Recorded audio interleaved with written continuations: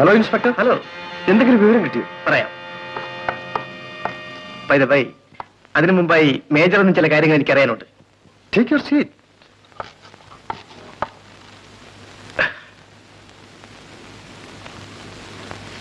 രാജന് വളരെ അടുത്ത കൂട്ടുകാരെങ്കിലും ഉണ്ടായിരുന്നു? പ്രത്യേകിച്ച് ആരുമില്ല. പിന്നെ എന്റെ മകളുടെ കൂട്ടുകാരിയുമായി അവൻ അടുപ്പത്തിലായിരുന്നു കേട്ടിട്ടുണ്ട്. ആ കുട്ടി ഇപ്പൊ എവിടെയാണ്? കുറച്ചു ദിവസം മുമ്പ് കാണാതെ പോയത് അവളാണ്. ഓഹോ, കാണാതായ രജനി എന്ന കോളേജ് സ്റ്റുഡന്റ് അല്ലേ? അതെ, രജനി തന്നെ. രജനിയുടെ സഹോദരൻ വിനോദും രാജനും തമ്മിൽ എന്തെങ്കിലും ബന്ധമുള്ളതായി അറിയാമോ? അതറിയില്ല. പക്ഷെ രാജന്റെ മരണ ദിവസം വിനോദിനെയും രാജനെയും ക്ലബിൽ വെച്ച് ഒരുമിച്ച് കണ്ടവരുണ്ട്. ആ മേജർ, ഏത് സമയത്തും ഞങ്ങൾക്ക് നിങ്ങളുടെ സഹായം ആവശ്യമാണ്. ഓഫ് കോഴ്സ്, ഞാൻ എന്ത് വേണമെങ്കിലും ചെയ്യാം.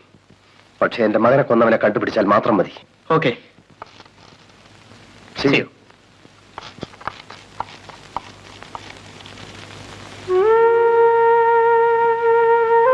രജനി, നിന്നെ കൊന്നവന്റെ കഥ ഞാൻ കഴിച്ചു.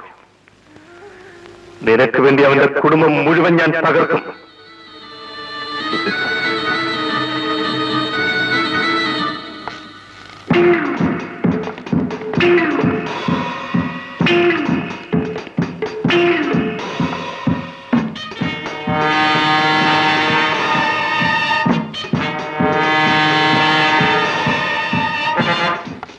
Good morning mister Vinod.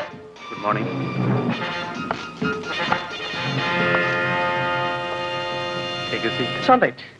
ആ മിസ്റ്റർ വിനോദ്, എനിക്ക് നിങ്ങളെ കൊണ്ട് ഒരു സഹായം ആവശ്യമുണ്ട്. എന്നെ കൊണ്ടോ? അതെ, രാജനെ കൊല ചെയ്തവനെ കണ്ടുപിടിക്കേണ്ട ചുമതല എനിക്കാണ്. ആരെങ്കിലും സംശയമുണ്ടോ? സംശയം മാത്രമല്ല, കൊലയാളിയെ കുറിച്ച് പല തെളിവുകളും കിട്ടിയിട്ടുണ്ട്. എന്നാൽ അറസ്റ്റ് ചെയ്തൂടെ? അതിനുവേണ്ടിയാണ് ഞാൻ വന്നത്. മനസ്സിലായില്ല. സംഭവം നടന്ന ദിവസം രാജനെയും നിങ്ങളെയും ഒരുമിച്ച് കണ്ടതായി പലരും പറഞ്ഞു. ഞാൻ പലരുമായി ബന്ധപ്പെടുന്ന ആളല്ലേ, ചിലപ്പം കണ്ടിരിക്കാം. അപ്പോൾ രാജനെ ഓർമ്മിപ്പിക്കത്തക്ക ബന്ധം പോലും നിങ്ങൾക്കില്ല അല്ലേ? ഉണ്ടെങ്കിൽ ഞാൻ പറയില്ലേ? ഓ, അത് ശരി.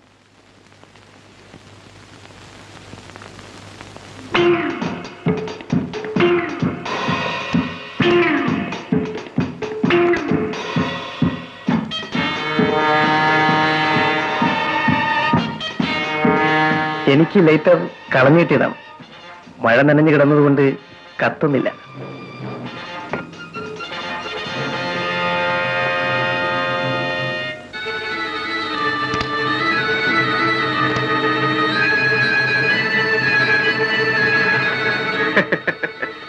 എന്താ ചിരിക്കുന്നത്?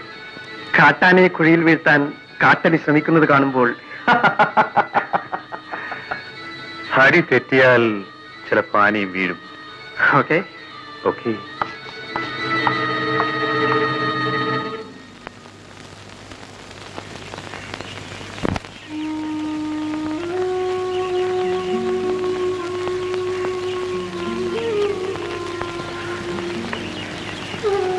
ഞാൻ വിലാസിനെ കാണാനാണ് വന്നത്. എനിക്കെന്റെ സഹോദരി പോയി, വിലാസിനിക്ക് സഹോദരനും. നമ്മൾ തുല്യ ദുഃഖിതരാണ്. എങ്കിലും ഒരു പുരുഷൻ നിലയ്ക്ക് വിലാസിനെ ആശ്വസിപ്പിക്കേണ്ട എന്റെ കടമയാണെന്ന് തോന്നി. ആശ്വാസവാക്കുകൾ കേൾക്കും തോറും എന്റെ മനസ്സാളി കത്തുകയാണ്. രജനിയെ കുറിച്ച് ഓർക്കുമ്പോൾ എന്റെയും അവസ്ഥ അത് തന്നെയാണ്. അവൾ പോയതിനു ശേഷം എന്റെ മനസ്സിലാകെയുള്ളത് അവളുടെ കൂട്ടുകാരിയായ വിലാസിനി മാത്രമാണ്. ഇനി വിലാസിനിയുടെ ദുഃഖം എന്റെയും ദുഃഖമാണ്. എന്റെ രാജേട്ടനെ പോലെ നിഷ്കളങ്കനായി ഈ ലോകത്താരും ഉണ്ടാവില്ല. എന്റെ ചേട്ടനെ പോലെ ഒരാളെ കൊല്ലാൻ ചെകുത്താന് പോലും മനസ്സ് വരില്ല. മനുഷ്യനെ ചെകുത്താനാക്കുന്ന ലോകമാണിത്. രാജനെ കൊല ചെയ്തവനെ കണ്ടുപിടിക്കുന്ന ഒരു കാലം വരുമെന്ന് നമുക്ക് ആശ്വസിക്കാം. പിന്നെ വിലാസിനോട് എനിക്കൊരു അപേക്ഷയുണ്ട്. ഞാൻ എന്നും വിലാസിനെ കാണാൻ വരും. എന്റെ മനസ്സമാധാനത്തിന് വേണ്ടിയാണ്. വേണ്ടെന്ന് വിലാസിനി പറഞ്ഞാൽ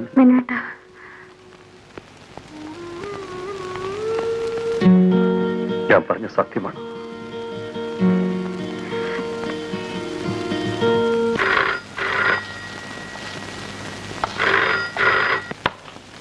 യെസ്, മേജർ ചന്ദ്രശേഖരൻ സ്പീക്കിംഗ്. വിളിച്ചിരുന്നു. ഇങ്ങോട്ട് വന്നാൽ മതി. ഓക്കെ കുട്ടപ്പ.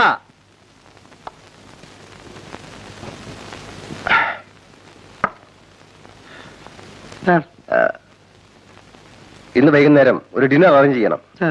ആഹാര സാധനങ്ങൾക്കൊന്നും ഒരു കുറവും വരരുത്. വീടും പരിസരവും വളരെ നീറ്റായിരിക്കണം. ഇതെല്ലാം വീണ്ടും ഓർമ്മിപ്പിക്കാൻ എനിക്ക് ടൈം കാണില്ല. You understand?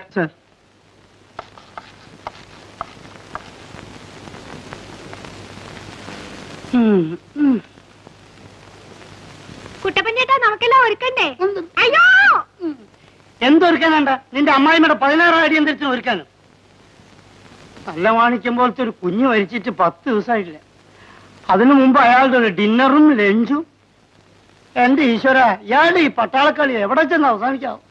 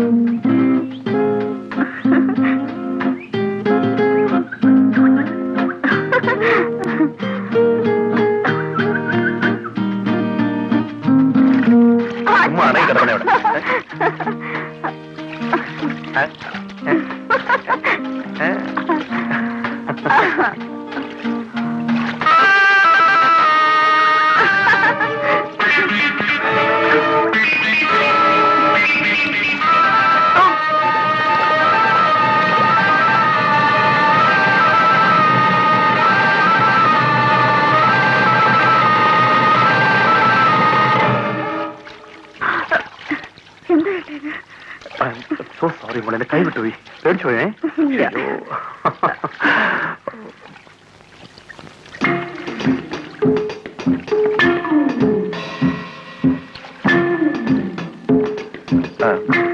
നമുക്ക് പോകാമേ? മതി, വാ.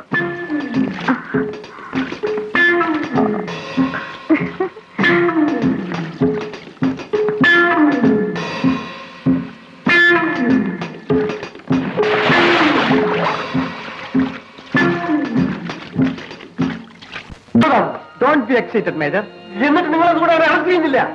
രാജനെ കൊന്നത് വിനോദാകാൻ സാധ്യതയുണ്ടെന്നാണ് ഞാൻ പറഞ്ഞത്. പക്ഷേ അവൻ ഇപ്പോഴും താങ്കളുടെ മകളുടെ കൂടെയാണ് ചുറ്റിക്കൊണ്ടിരിക്കുന്നത്. അതിനും എന്തോ ദുരുദ്ദേശമുണ്ടെന്ന് ഞാൻ സംശയിക്കുന്നു. മേജർ, ഏറ്റവും വേഗത്തിൽ ഈ ബന്ധം അവസാനിപ്പിച്ചേ പറ്റൂ. ശരി.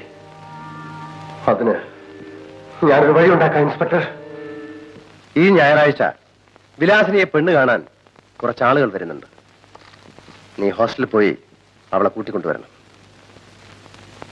ഉടനെ വിവാഹം നടത്തുന്ന കാര്യത്തിൽ അവൾക്ക് താല്പര്യമില്ലാത്ത മട്ടാണ്. അതൊന്നും അത്ര കാര്യമാക്കണ്ട സാർ. പെങ്കൊച്ചുങ്ങൾ അങ്ങനെയൊക്കെ ഭാവിക്കും. 3-4 പ്രസവിച്ചിട്ടും കല്യാണത്തിന് താല്പര്യമില്ല എന്ന് പറയുന്ന പെണ്ണുങ്ങള് നമ്മുടെ നാട്ടിലില്ലേ? ഏതായാലും വിവാഹക്കാരൻ നീ അവളോട് പറയണ്ട. അക്കാര്യം ഞാൻ മിണ്ടേ ഇല്ല. പിന്നെ വിലാസിനെ കുഞ്ഞ് നിർബന്ധിക്കുകയാണെങ്കിൽ പെണ്ണ് കാണാൻ വരുന്ന കാര്യം മാത്രം ഞാൻ പറഞ്ഞേക്കാം. Thank you sir. നീ പറഞ്ഞതുപോലെ ചെയ്താൽ മതി. അപ്പം വിവരമെല്ലാം ഞാൻ അവിടെ പറഞ്ഞോട്ടെ. അല്ല, ഞായറാഴ്ച കുഞ്ഞിനോട്, അല്ല വിലാസിന് കുഞ്ഞിനോട് ഞായറാഴ്ച ഇവിടെ വരാൻ പറയാം. ഓ, ഞാൻ thank you very much sir.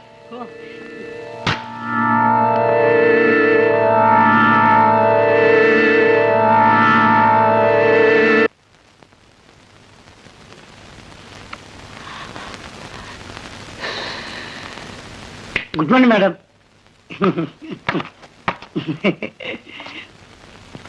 ആരാ? എന്റെ പേര് മിസ്റ്റർ കുട്ടപ്പൻ. എന്ത് വേണം? എന്റെ ഒരു കുട്ടി ഇവിടെ പഠിക്കുന്നുണ്ടല്ലോ. പേരെന്താ? വിലാസി. ഓ, വിലാസിനെ, നമ്മുടെ മേജറുടെ മകളോ? ആ വിലാസിനെ നിങ്ങളുടെ ആരാ? ഒരു ഇതായിട്ടുള്ള അയ്യോ, ഇപ്പോഴും അവരിവിടെ ഇല്ലല്ലോ. ബീച്ചിൽ പോയിരിക്കുക. കടപ്പുറത്തേക്കോ? മാറ്ററെടുത്ത് ഒരു കാര്യം ഞാൻ പറഞ്ഞേക്കാം.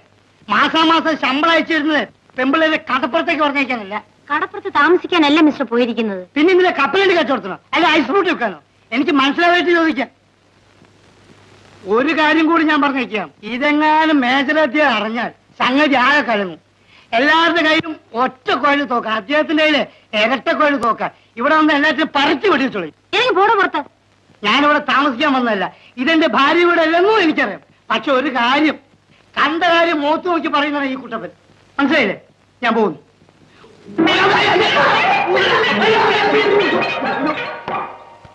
You get out. Thank you.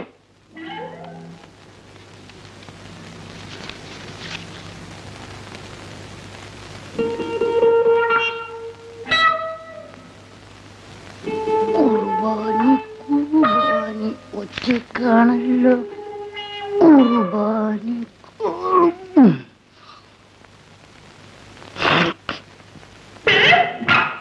U bloody fool. തെറ്റിദ്ധരിക്കരുത്, എന്റെ കണ്ണിലോ കരട് പോയി. ഓ, അതാണോ? സോറി. Never mind. ഒന്ന് ഒതുക്കി.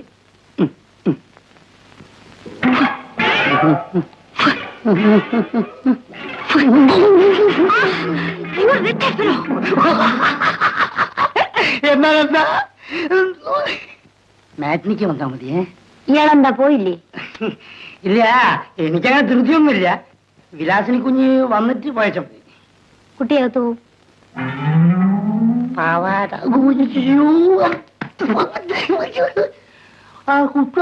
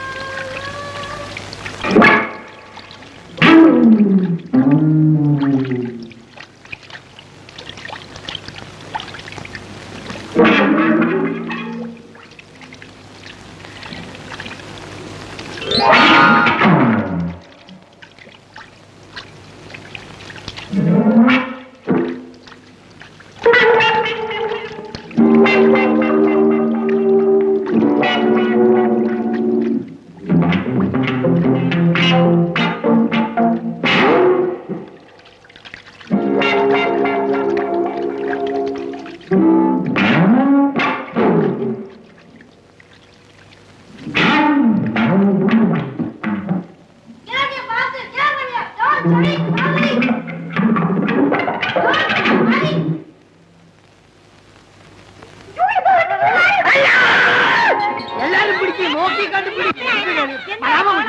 പെമ്പിള്ളാര് കുളിക്കുന്നത് എത്തി നോക്കി എടോ മര്യാദ കാണിച്ചിട്ടുണ്ടല്ലോ. എന്റെ പൊന്നു മേറ്റെടുത്ത് ഞാൻ പെമ്പിള്ളേര് കുളിക്കുന്നത് എത്തി നോക്കിയിട്ടേ ഇല്ല. ഇവിടുത്തെ കുളിമുറിയും ബാത്റൂമും എങ്ങനെയുണ്ടെന്ന് നോക്കി. കൊള്ളട്ടോ. പക്ഷെ ഫാന് വേണം, റേറ്റ് വേണം. That's all. ഓക്കെ, ഞാൻ പോവാണ്.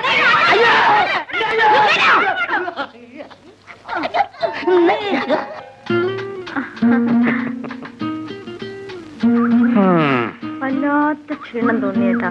നമുക്ക് അവിടെ ഇരിക്കാം. ഇരിക്കണം. ആ, അവിടെ ഇരുന്നോളൂ.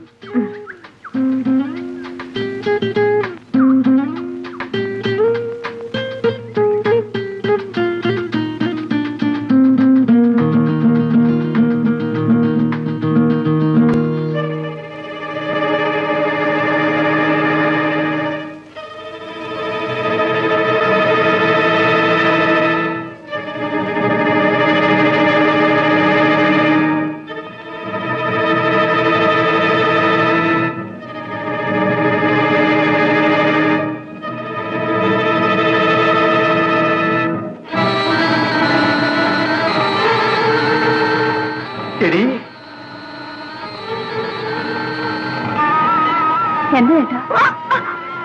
എന്റെ അനുജത്തിയെ കൊന്ന നിന്റെ ചേട്ടനെ അവസാനിപ്പിച്ച ഞാനാടി. നിന്റെ പുറകെ ഞാൻ ചുറ്റി നടന്നതിന് വേണ്ടിയാണ്. നിന്നെയും നിന്റെ കുടുംബത്തിനെയും ഞാൻ